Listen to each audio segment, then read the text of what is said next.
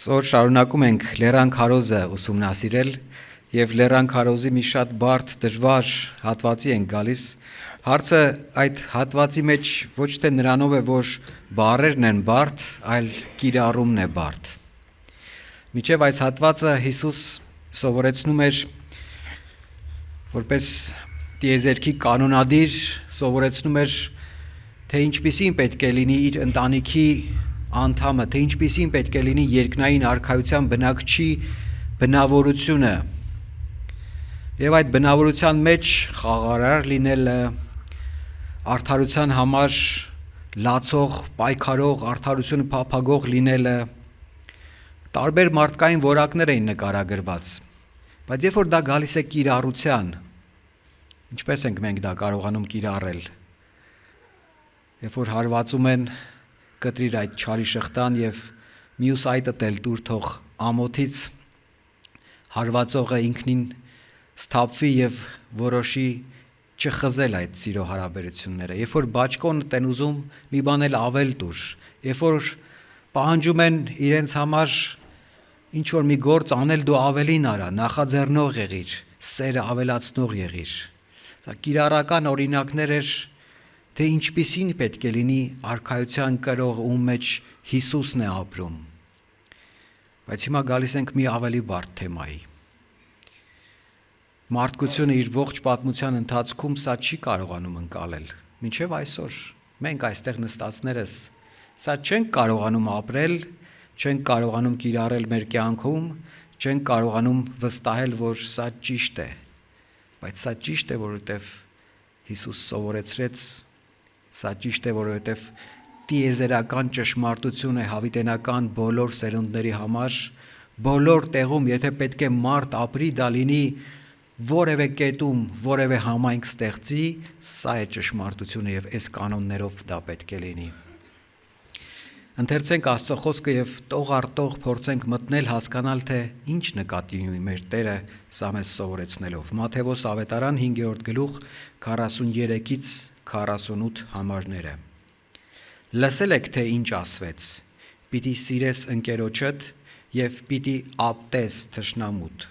բայց ես ասում եմ ձեզ. սիրեք ձեր թշնամիներին եւ օրհնեք ձեզ անիծողներին, բարիք արեք ձեզ ատողներին եւ աղոթեք ձեզ չարչարողների ու հալածողների համար, որպիսի որդիները լինեք ձեր հոր, որ երկնքում է, որովհետև նա իր արեգակը ծագեցնում է եւ չարերի եւ բարիների վրա ու անձրև է բերում եւ արդարների եւ անարդարների վրա, որովհետև եթե ձեզ սիրողներին սիրեք, ինչ վարձք ունեք, չէ որ մաքսավորներն էլ նույնն են անում, եւ եթե ողջունեք միայն ձեր եղբայրներին, ինչ ավելի բան արած կլինեք, չէ որ հեթանոսներն էլ նույնն են անում, արդ դուք կատարյալ եղեք, ինչպես որ ձեր երկնավոր հայրն է կատարյալ։ Ամեն Աստծո խոսքին։ 43-րդ համարը սկսվում է ասելով. լսել եք, թե ինչ ասվեց։ Սա հստակ կանոն է Լեռան քարոզում Մատթեոսի ավետարանում, ինչպես է սովորեցվում, ինչպես է Հիսուս վերցնում ուսուցում, լսել եք, ոչ թե գրված է, այլ լսել եք։ Լուրջ տարբերություն կա, որովհետև սինագոգներում սովորեցվում էր այս ժամանակ ուսուցումներ, որոնք որոշ մասով հավատարիմ էին Աստծո խոսքին, որոշ մասով ոչ։ Դրա համար ասում է լսել եք։ Եվ այստեղ մեջբերվածում ասում է պիտի սիրես ընկերոջդ։ Այո, սա Աստծո խոսքից է բխում, Ղևտացիների օրենքից, որտեղ նկարագրվում է ինչպիսի հարաբերություններ պետք է լինեն Աստծո ընտանիքում, Աստծո ժողովրդում, եւ հաջորդ հատված ասում է պիտի ատես թշնամուդ։ Սա չկա նման, որովհետև նույնիսկ Աստվածաշնչում հղումը չկա, թե որտեղից է սա վերցված։ Վերցված է ընդհանուր գաղափարներ իրար միավորելով, բայց հենց այդպիսի գաղափար նույնիսկ հին ուխտում չկա։ Վերցված է Սաղմոսների որոշ դրվագներից, որովհետև Դավիթը Սաղմոսներում Աստծուն ասում է. միթե ես չեմ ատում քեզ ատողներին, այո ատում եմ, ատում եմ նույնիսկ կատարյալ ատելությամբ։ Աստծո թշնամիների հանդեպ իր դիրքը լոյալ չէ։ Աստծո տան հանդեպ Հիսուսի նախանձը լոյալ չէ, ինքն էլ ուժ գործադրեց մաքրելու։ Ուրեմն լսել եք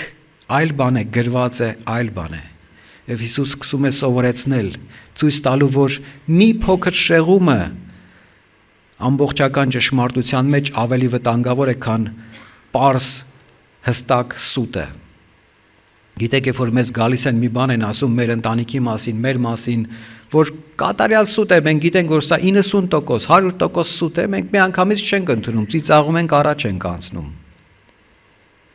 Բայց երբ որ գալիս ասում են մի բան, որ շատ նման է ճշմարտության, 95%-ով ճիշտ է, 5% կեղծիք կա մեջը, սկսում ենք ականջալուր լինել։ Ես ինչ ասեց։ Ինչ որ ես նայում եմ իմ սանդղակներով, մեծ մասը ճիշտ է, մի փոքր կեղծիք կա մեջը, միգուցե չկա, չեմ նկատում այդ մի փոքր կեղծիկը, եւ հենց այդ մի փոքր կեղծիկը սկսում է ճաքեր առաջացնել իմ վարքի մեջ, իմ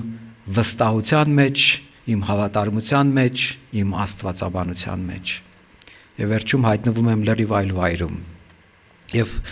ժողովուրդը Հիսուսի ժամանակ, ինչպես նաև այսօր, շատ հանգիստ էր այս ուսուցման հետ, պիտի սիրես միայն ընկերոջդ և պիտի ատես թշնամուդ։ Ինչ ենք մենք սովորեցնում մանուկներին մանկապարտեզ ուղարկելուց, ով որ խաղալիքը քո հետ կիսի, իր այդ խաղա, ով որ խաղալիքը ձեռքիզդ առնի, կռվի, հետ վերցրու խաղալիքը, դու շարունակի խաղալ և իր հետ էլ չխաղաս։ Ընկերոջդ սիրիր, թշնամուդ ատիր։ Ով որ քայլելուց ոտքով քեզ խփի, կամ էլ իր այդ մի խաղա, վերջացրու այդ հարաբերությունները։ Սա պարզ կանոններ են, որ պահում ենք բոլոր մեր փոխհարաբերություններում։ Որտեղ ենք մենք գնում սեր տանելու, որտեղ սիրված ենք, սպասված ենք, ով որ մեր ծնունդին եկավ լավ նվեր բերեց, մենք էլ կգնանք լավ նվեր կտանենք, ով որ մեր հարսանիքին եկավ կամ մեզ հրավիրեց, գնահատեց, նույն ձև կվարվենք և ոչ ավել, սիրիր ընկերոջդ և ատիր թշնամուդ։ Նման մտայնություն կար, երբ որ Հիսուսին օրենսգետը հարցրեց, իսկ ով է բարեկամս, որովհետև շատ լավ գիտեին չափանիշը շատ ավելի լայն է, ընկերոջ սիրելու չափանիշը շատ ավելի խորն է, նույնիսկ այդքանը, բայց դժվար էր սա պահել։ Հիսուս սրա հետ կապված բարի սամարացու առակը պատմեց, որը մի անգամից լրիվ ուրիշ խորություն և որակ է տալիս, թե ինչպես սիրես ընկերոջդ կամ ով է ընկերդ։ Ընկերդ նա է, ով քո օգնության կարիքն ունի, ում Աստված քո առջև է բերում, նույնիսկ եթե քեզնից տարբերվում է, նույնիսկ եթե դու իրան թշնամի ես համարում, բայց ինքը քո կարիքն ունի, ուրեմն միանգամից իր կարգավիճակը Աստծո աչքերում փոխվում է, և քո աչքերում պետք է փոխվի, և դու պետք է սկսես ծառայել իրեն, ինչպես բարի սամարացին վարվեց։ Եթե այլ պարագայում հանդիպեին այդ մարդիկ, այդ վիրավոր ընկած կիսամեռ մարդը լիներ առողջ, առույգ, հարուստ, ինչպես որ միջև ընկնելներ, և հանդիպեր սամարացուն, թշնամի կհամարեր սամարացուն։ Թույլ չէր տա, որ իրեն օգներ, թույլ չէր տա, որ իր համար հոգ տաներ գործնական։ Բայց երբ որ ընկած էր, էլ իր հարստությունը չկար, իր առողջությունը, իր զորությունը չկար, նույնիսկ իր ազգակիցները իրան ընկեր չհամարեցին, նույնիսկ կրոնական առաջնորդները իրենից երես թեքեցին, կրոնական շարժառիթներից ելնելով, բայց թշնամի համարվողը Աստծուց կոչում զգաց ծառայելու և նկատեց, որ դա է իր ընկերը ու սեր ցույց տվեց, իրական սեր, գործնական սեր, ոչ թե միայն խոսքերով սեր, սկսեց ծառայել նույնիսկ իր կյանքը վտանգելով,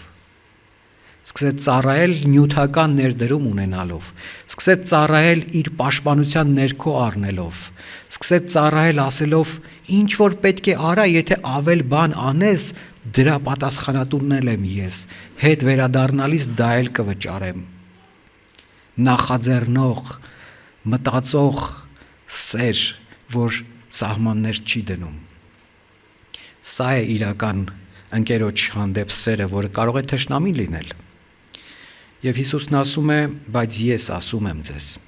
Ես ձեզ վերադարձնում եմ, 44-րդ համարում շարունակում է ուսուցումը, վերադարձնում եմ իրական չափանիշին, իրական Աստծո խոսքին, ոչ թե ինչ որ ձեր մեջ տարածվել է որպես ուսուցում, այլ ինչ որ Աստված է դրել այս խոսքի մեջ, այս չափանիշների մեջ, սիրեք ձեր թշնամիներին։ Ահա որ բարդ բան է սա։ Նախ եւ առաջ կարևոր զգուշացում։ Սա չի նշանակում չկանխել չարի տարածումը։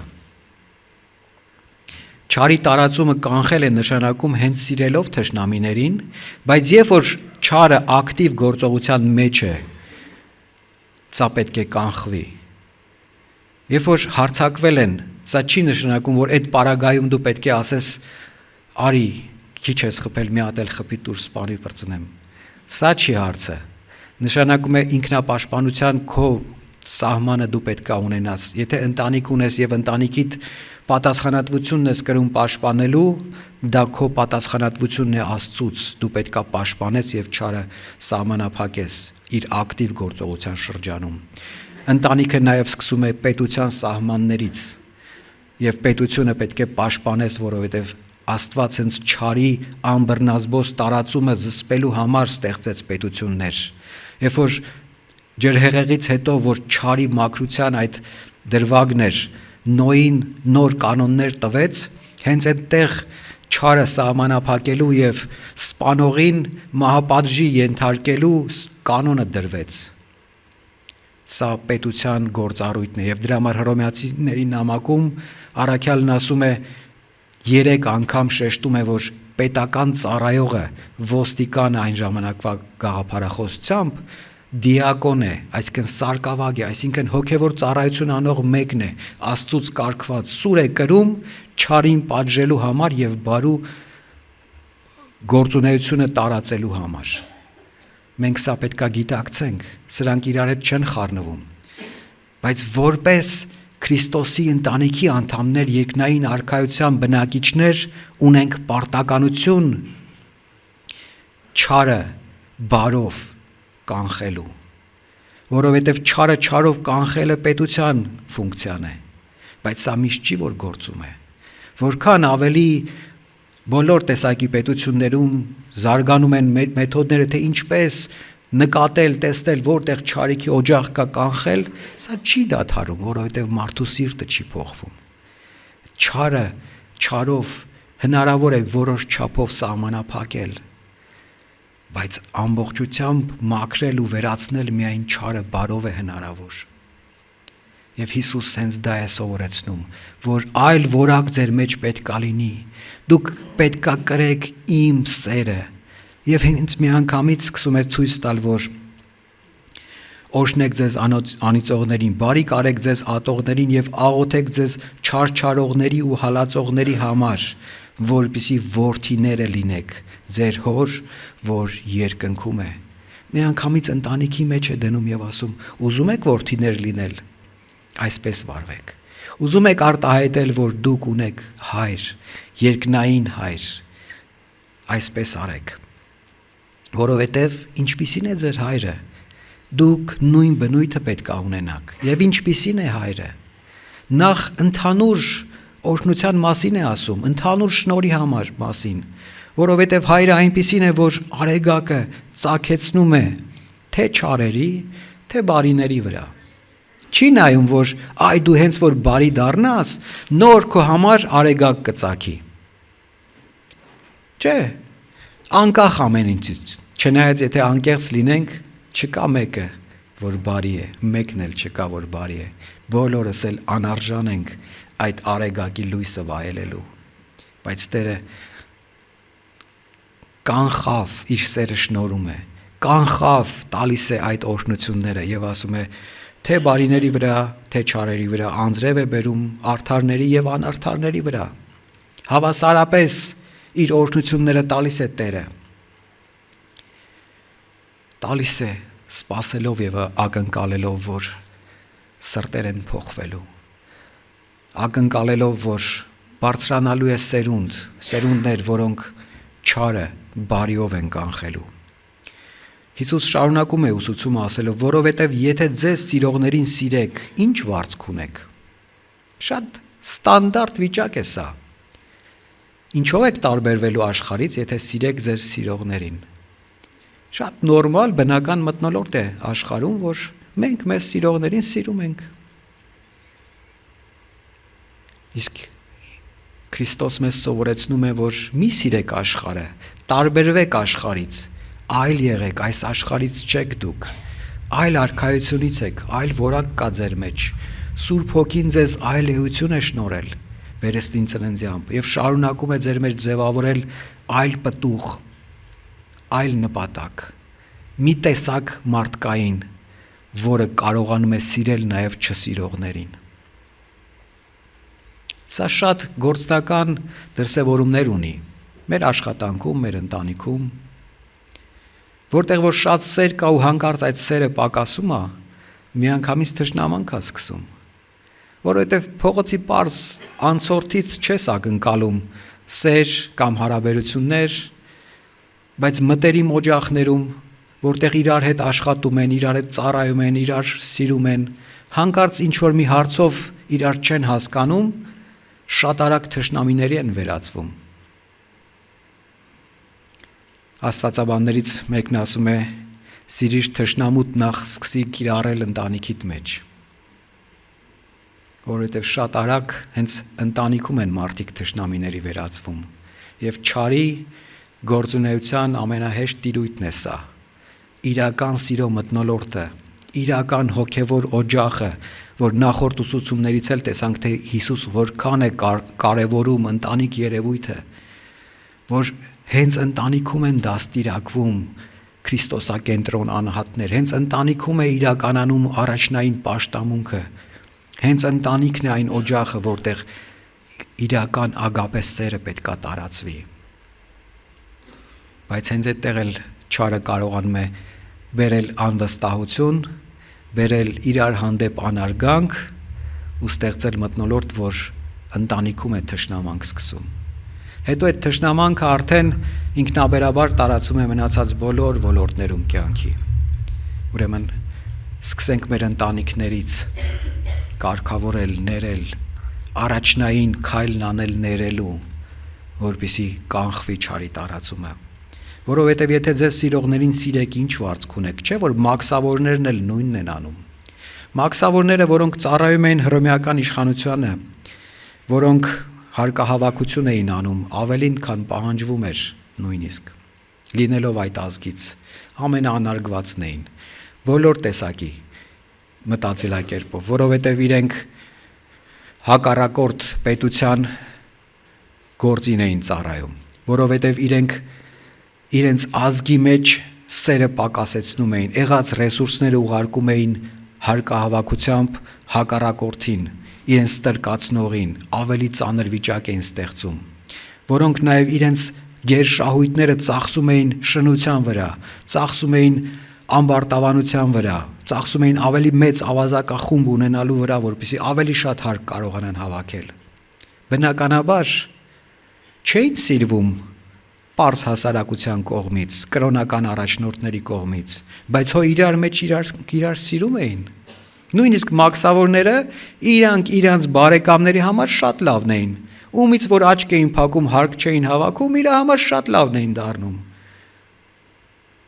Եվ այդպես շարունակ։ Նույնիսկ դրա համար Հիսուս բերում է մի օրինակ, ասում է մաքսավորները, որ դուք այդքան արհամարում եք, իրանք նույն բանն են անում, դուք ինչով եք տարբերվում։ Ոչինչով չեք տարբերում եւ ոչ մի վարձք չունեք, եթե սիրում եք միայն ձեր սիրողներին։ Եվ եթե ողջունեք միայն ձեր եղբայրներին, ինչով ավելի բան արած կլինեք, չէ՞ որ հեթանոսներն էլ նույնն են անում։ Աստծուն չճանաչողները, Աստծո շնորհը չվայելածները, Աստծուն կուրքի տեղ դրած անհատները նույնն են անում, միայն իրենց եղբայրներին, միայն իրենց համայնքի, միայն իրենց նմանվողներին, միայն իրենց նման բառամթերք ունեցողներին, միայն իրենց մաշկի գույն ունեցողներին են ընդունում։ Սերը սահմանափակում են, սերը դարձնում են իրենց անձնական մի փոքր տիրույթի գործիք։ Եվ սա շատ սովորական մարդկային է։ Մենք որպես հայ ազգ շատ հաճախ ենք սա անում։ Ով մի քիչ մեր նման չի, հավասար իրավունքներ չունի։ Մենք 98.2% Հայաստանում հայերով ենք բնակվում, մեզ համար կարծես սա խնդիր չէ, բայց շատ արագ նկատվում է, որ եթե նույն սխալը անի հայը եւ նույն սխալը անի մեկ այլ մաշկի գույն ունեցող, միանգամից մենք կտարանջատենք, որ հենց սրանց նայ է, եկել են ստեղ ինչ են անում։ Բայց մեր համար ոչինչ։ Արդեն սերը սահմանափակվեց, արդեն պատնեշներ դրվեցին, արդեն սկսում ենք երկրորդ դաս, երրորդ դաս կարգավիճակներ դնել։ Եվ շատ նեղվում ենք, երբ որ մեր հանդեպ են այդպես վարվում, երբ որ մենք ենք այդ պետության մեջ։ Հավասար սիրեք, բոլորին սիրեք։ Աստված այդպես է անում։ Ուզում եք ձեր հոր որդիները լինել, վարվեք ինչպես հայրն է վարվում երկնային։ Ինչու ենք տարբերվում աշխարհից։ Հիսուս հստակեցնում է, որ աշխարհից մենք կարող ենք տարբերվել չարին բարով հաղթելով։ Աղոթեք ձեզ հալածողների համար։ Սա բարձր, դժվար փորձություն է։ Կարող ես չպատասխանել, կարող ես ինչ-որ մտքումդ շատ դասակարգումներ չանել, բայց եթե սկսես աղոթել հալածողի համար, եթե իսկապես անկեղծ սկսես աղոթել շարունակաբար, եւ աղոթքը չի նշանակում Տեր երկնքից կրակ իջեցրու իր գլխին։ Աղոթքը նշանակում է իսկապես օրհնություններ ցանկանալ, իսկապես բարին ցանկանալ, իսկապես ցանկանալ, որ անկեղծ իրական օրհնություններ վայելի այդ անհատը, ով որ քեզ չարչարել է։ Նույնիսկ եթե քո տեսակետից կամ ընդհանրապես բոլոր հասարակության տեսակետից անարդարություն է տեղի ունեցել, ինքը անարդար ձևով եւ դու արդար ես, ինքը քեզ չարչարել է։ Հենց այդ պարագային է խոսքը վերաբերում, ոչ թե որ ոչ մի բան էլ չի եղել, դու նեղացել ես ու գնացել ես առաջ։ Այդ պարագայում կարող ես աղոթել։ Աղոթել նշանակում է սրտում ներել, հարաբերությունների վերականգնում փափագել ու սկսել ջանք չխնայել, որպեսզի ինքը լավ վիճակում հայտնվի։ Գործնական բերած աղոթք, ինչպես Բարի Սամարացին արեց։ Վերջում Հիսուս ամփոփում է, որ պետք է կատարյալ լինենք։ Սա ամենաբարդն է, ինչպես կատարյալ լինենք։ Այն էլ ոչ թե մարդկային կատարելության չափանիշներով, արդ դուք կատարյալ եղեք, ինչպես որ ձեր երկնավոր հայրն է կատարյալ։ Սկզբից ասում է նմանվեք երկնավոր հորը, դուք այդ հոր որդիներն եք, վերջում ասում է կատարյալ եղեք։ Հենց այս կետն է, որ ընդհանրապես անհնար է մարդկային տեսակետից։ Մենք կարող ենք փորձել ավելի լավը լինել, ավելի ներող լինել, ավելի շատ սեր տարածել, եւ սեր բառը, որ այս հատվածում գործածվում է, ագապաձո, այսինքն ագապե բառի կիրառական ձևն է դրած։ Աստվածային սիրով սիրեք ձեր թշնամիներին, ասում է։ Անշահախնդիր, զոհաբերող սիրով սիրեք ձեր թշնամիներին։ Դրա մասին է խոսքը։ Ոչ թե ընկերական ինչ-որ մի սիրո ձևով։ Անշահախնդիր եւ զոհաբերվող սիրո տեսակով սիրեք ձեր թշնամիներին, սրա մասին է ասում։ Ուրեմն ինչպես կատարյալ լինենք։ Այնպես ինչպես Հիսուս արեց, այնպես ինչպես քարկոծվող եւ հալածվող սրբերն էին անում, այնպես ինչպես Հիսուս խաչի վրայից ասեց հայր ների ինձ հալածողներին, արհամարողներին, այս անարժաններին։ Սա մեզ ոչ թե մեր բնույթով կատարյալ է դարձնում, այլ մեր բնույթով ժառանգ, ընտանիքի անդամ եւ մասնակից է դարձնում Քրիստոսի գործին, եւ Քրիստոսի կատարելությունն է մեր վրա հագնվում։ Սա մեզ մասնակից է դարձնում այն հանդերձանքին, որ միայն Քրիստոս ունի, իր ինքնազոհ եւ կատարյալ սիրո դրսևորումներով։ Այս սեղանը, որ բացված է մեր առջև, հենց դրա խորհրդանիշն է։ Սա հաղթանակած Աստծո սեղանն է իր հաղթանակը տոնելու։ Սա սեղանն է մեկի, ով որ չնայեց մեր լավ ու վատ, արդար ու անարդար վիճակներին, այլ նկատեց, որ մենք բոլորս էլ անարդար ենք, բոլորս էլ արժանի ենք ոչնչացման, բայց այնքան սիրեց, որ իր միածին որդուն տվեց։ Պատկերացնում եք, որ տենց չլիներ։ Այնքան սիրեց, եւ սա է կատարելությունը։ Եվ մեզ ասում է այդպիսի կատարյալ եղեք։ Քրիստոս ասում է արդ դուք կատարյալ եղեք։ Դուք պետք է, ոչ թե լավ կլինի, որ մի քիչ էլ կատարյալ լինեք։ Լավ կլինի, որ մի քիչ էլ մեկ-մեկ աղոթեք թշնամիների համար։